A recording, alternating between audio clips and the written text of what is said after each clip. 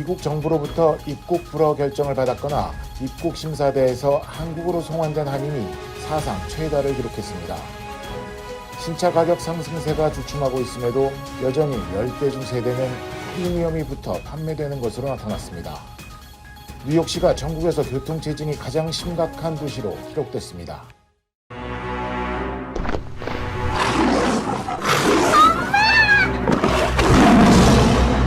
메리 안 돼!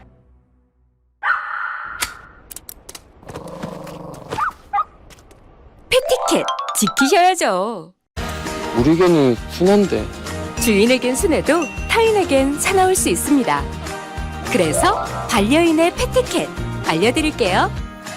반려견과 외출 시 목줄을 꼭 착용해주세요. 배설물은 반드시 수거해주시고 반려동물 등록도 잊지 마세요. 하나 더, 일반인도 패티켓 지키셔야죠. 예쁘다고 함부로 만지지 마세요. 쉿, 반려견 앞에서 큰 소리를 내거나 갑자기 달려오면 놀랄 수 있어요. 모두를 위한 패티켓, 행복한 동행을 위한 기본입니다.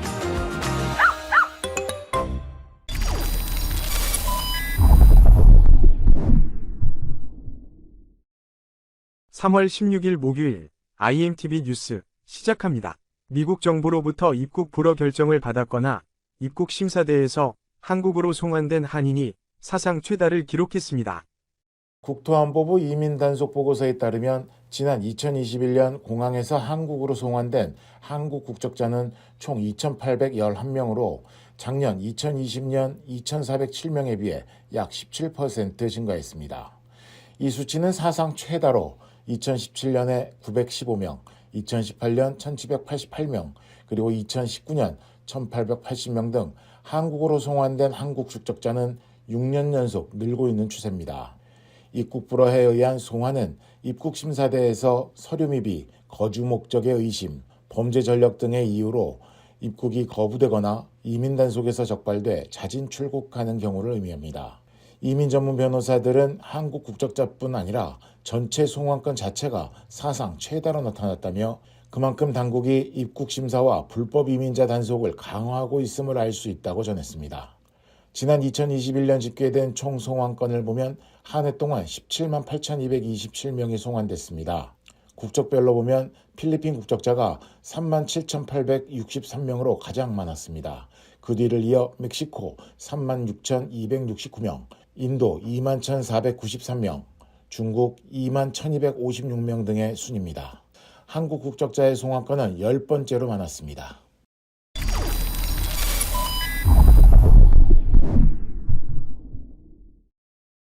신차 가격 상승세가 주춤하고 있음에도 여전히 10대 중 3대는 프리미엄이 붙어 판매되는 것으로 나타났습니다.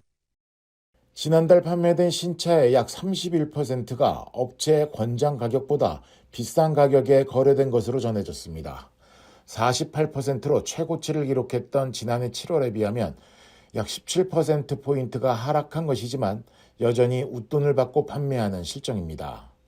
iCars.com은 2월 신차 판매 동향 보고서를 통해 신차의 딜러 리스팅 가격이 평균 45,296달러로 평균 권장 가격 41,637달러보다 8.8%의 프리미엄이 추가됐다고 밝혔습니다.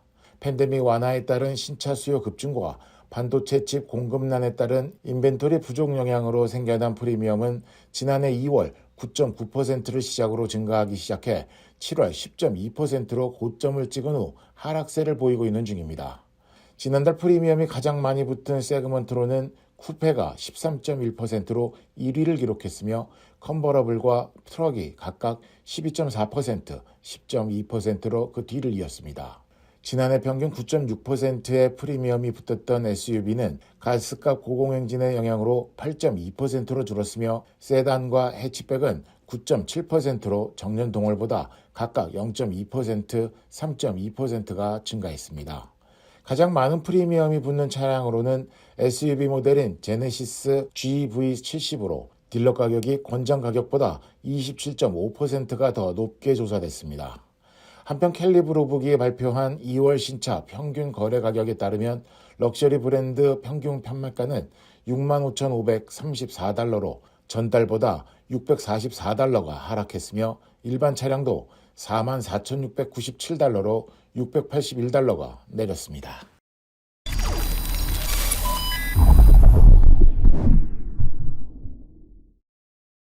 뉴욕시가 전국에서 교통체증이 가장 심각한 도시로 기록됐습니다.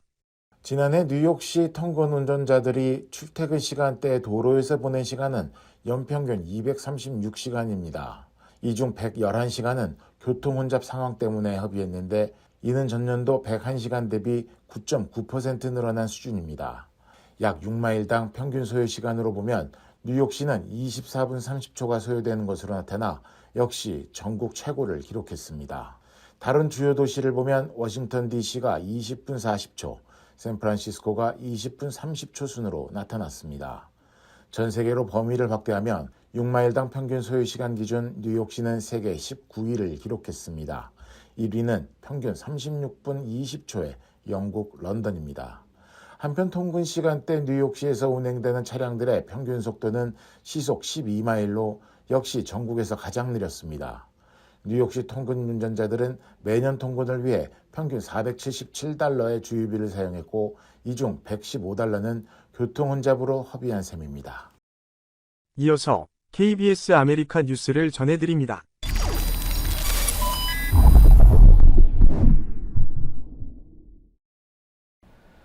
고 전두환 전 대통령의 손자가 가족들이 검은 돈을 쓰고 있다며 가족들의 비위와 범죄 사실을 폭로하는 게시물을 올려 파문이 일고 있습니다.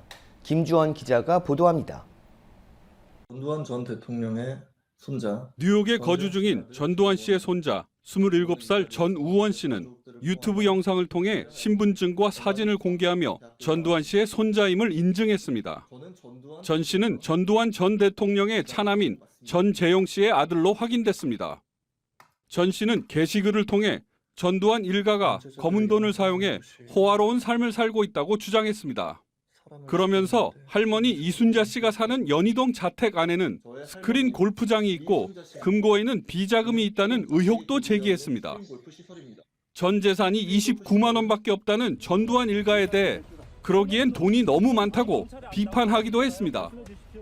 또 아버지 전재용 씨와 새엄마 박상아 씨에 대해선 한국에서 출처가 불분명한 돈으로 사립대학을 졸업하고 이제 미국 시민권자가 되기 위해 법적 절차를 밟고 있다며 법의 심판으로부터 도망가려 한다고 주장했습니다. 할아버지의 재산을 장남인 큰아버지가 다 가져가면서 현재 아버지와 새엄마의 사이가 좋지 않다고도 말했습니다. 이와 함께 작은아버지이자 전두환 씨의 셋째 아들인 재만 씨에 대해서는 현재 캘리포니아 나파밸리에서 와이너리를 운영하고 있다며 와이너리는 천문학적 돈이 필요한 사업 분야로 검은 돈의 냄새가 난다고 주장했습니다. 전 씨는 KBS와의 통화에서 반성을 모르는 가족들이 죗값을 치르도록 해야겠다고 생각해 폭로를 결심했다고 밝혔습니다. 전 씨는 이어 할아버지가 학살자라고 생각한다면서 나라를 지킨 영웅이 아니라 범죄자일 뿐이라고 말했습니다. 이 같은 주장이 사실이라면 파장이 상당할 것으로 예상됩니다. 생전에 전두환 씨가 29만 원밖에 없다면서 추징금을 안 냈는데 그렇게 내지 않은 추징금과 세금이 1,000억 원이 넘기 때문입니다. 전두환 일가의 내부에서 이런 구체적인 폭로가 나온 것은 처음이지만 동시에 어디까지가 사실인지는 아직 확인되지 않았습니다. 아버지 전재용 씨는 한 언론 인터뷰에서 아들이 심한 우울증으로 입원 치료를 반복했다며 의혹을 부인했습니다. KBS 뉴스 김주원입니다. 모든 것들이 의미가 없다는 것을 깨닫게 해줘야 됩니다. 쓰레기통에 영화를 버리고 도주한 부부가 31년 만에 붙잡혔습니다. 지난 1992년 태어난 지 3주 된 아기를 쓰레기통에 버린 부부의 추적에는 법의학 기술이 큰 역할을 했습니다. 사건 당시 이름조차 지어지지 않았던 여자 아기는 고철을 수집하던 미시시피 지역 농부에 의해 발견됐습니다. 경찰이 조사를 벌였지만 뚜렷한 증거를 찾지 못해 미궁에 빠졌던 사건은 지난 2021년 재수사에 착수하면서 실마리를 찾았습니다. 미결 범죄에 대한 DNA 검사를 지원하는 보조금 덕분에 31년 전 영아의 DNA 정보를 분석할 수 있었고 추적 결과 영아의 DNA와 일치하는 익명의 루이지애나 주민을 찾아내 체포했습니다. 체포된 사람은 카리에르 부부로 31년 전 버려진 아기의 부모였습니다. 카리에르 부부는 살인과 시신 모독 혐의로 기소됐습니다. 환경보호를 위해 텀블러를 사용하는 사람들이 많은데요. 제대로 세척하지 않은 텀블러에는 변기 시트보다 훨씬 많은 박테리아가 살 수 있다는 경고가 나왔습니다. 수질관리업체 워터필터그루가 텀블러 3종류를 대상으로 조사한 결과 하루에 한 번 이상 세척하지 않은 텀블러에서 변기 시트보다 평균 4만 배 이상 많은 박테리아가 발견됐습니다. 검출된 박테리아는 바실루스균과 그람음성 막대균으로 위장 내 문제를 일으킬 수 있고 항생물질 생성을 막아 감염에 쉽게 노출될 수 있습니다. 전문가들은 위생관리 소홀이 가장 큰 문제로 하루 한 번 이상 세제를 푼 뜨거운 물에 텀블러를 씻어야 하고 최소 일주일에 한 번 이상은 살균 세척을 하고 사용할 것을 권고했습니다.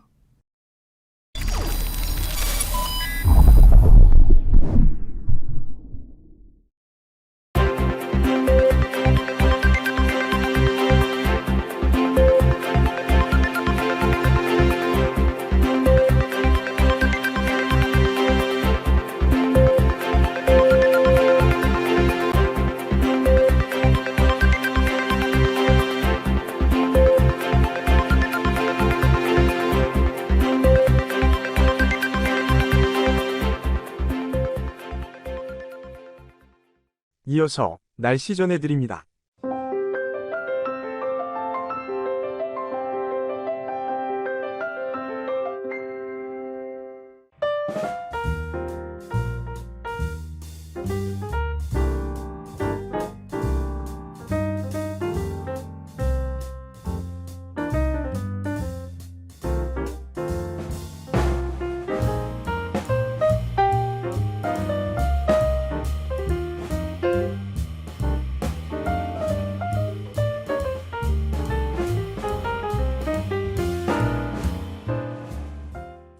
시청해주신 여러분, 고맙습니다.